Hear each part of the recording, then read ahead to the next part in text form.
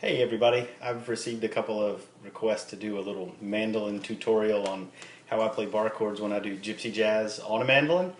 And I'm going to kind of show this up close so you can see what's going on with my left hand. And then I'll run through a tune and let you check that out. And if you have any questions, make sure you email or post to the blog or leave a comment. I'll definitely address all those and we'll figure it out if you need some help.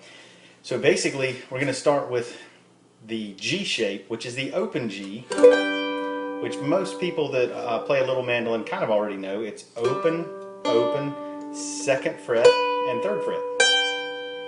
Now if we take that and just move our fingers around so that we're using our third and fourth fingers like this, same chord, but we've got two free fingers now, and it seems a little pointless to play a G chord that way. But now if we move this up 2 frets and then use our first finger to play second fret on the low G and second fret on the D, we end up with the same chord that we had here, but moved up 2 frets, which becomes an A chord. So hopefully you can see that okay. The frets I'm holding are 2 on the low string, 2 on the next, then 4, and then 5. So that's 2, 2, 4, 5, and that makes an A chord. And you probably hear people talking about chop chords on the mandolin, and you'll see people playing all kinds of that, like chords using different fingers and stretched out, like the F chord that is 5, 3, 0, 1. The system that we're talking about today really is a simplified system of playing bar chords.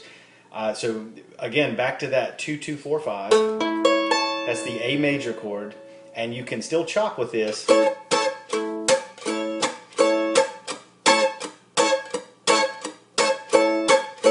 However you want to.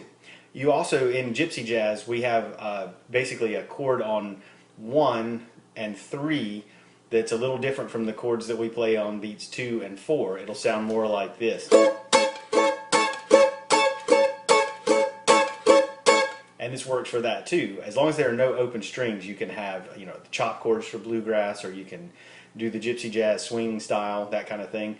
And you notice it looks like my fingers are doing something in between, and that's when I squeeze and then release to cut off the sound. So these chords work perfectly for that.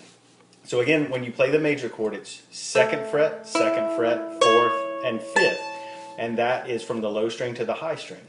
Now to make this chord a minor chord, very simply, you remove the third finger and replace the middle finger on that string.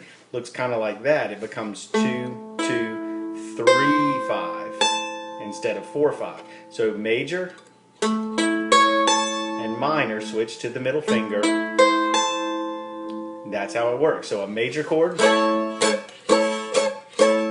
minor chord.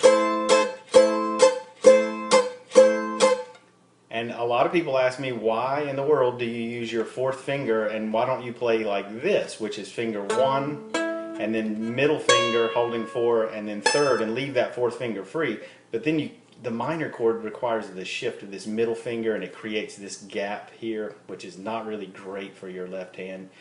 So I just use all my fingers because we have those 4 fingers to use. So again, 2, 2, 4, 5 is a major chord, looks like this. 2, 2, 3, 5 is a minor chord. Now from the major chord, let's go back to 2, 2, 4, 5. If we remove our little finger and put our middle finger on the first string, string number 1, we end up with frets 2 on the low G, 2 on the D, and then 4 on the second A string, and then we have fret 3 here, which makes a 7 chord. And you can do this with any of these shapes. Basically, this chord can be A major, A minor, back to A major, and it can become A7 like that. So 2, 2, 4, 5, A major, 2, 2, 3, 5, A minor. 2, 2, 4, 5, back to A major. 2, 2, 4, 3 is A7. So we have that. That is what we are going to call the full 4-string bar chord. And we're using all 4 strings, don't have to mute anything, we can play everything. And it's an A chord when played on the 2nd fret. Now for future reference, when we deal with this chord, we're going to remember 2nd fret is A, skip 2 frets to 4th fret, and that's a B. 1 more fret, because B and C are side by side. There's another video if you want to watch it. Look for my some of my music theory videos. But if you go 1 more fret to fret 5, you'll have a C chord. And then fret 7 is a D chord. Go up 2 more to fret 9, and you have an E chord. So we just did A on fret 2, B on 4, C on fret 5, D on fret 7, and E on fret 9. Now we can take this to another chord shape, which we'll learn in the next video, and it starts on the chord D and goes all the way up to the chord A. So you have this never-ending circle depending on what chord you're looking for. So again, hope that helps. Watch for some of my other videos on how to do the 3-string bar chord, different forms. Now here's a little bit of outro music so you can see how these chords actually look when they are applied to a regular tune.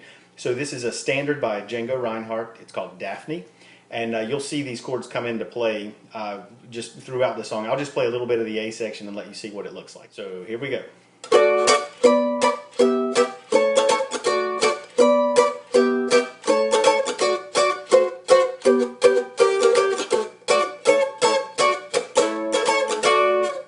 Yeah, and you know, these chords are really quick since they're so similar. I'm moving from a D chord to a B minor, to an E minor, to an A. And if you ever get into a situation where you're asked to play this tune a little quicker than usual, these chords really work for mandolin. Just for example.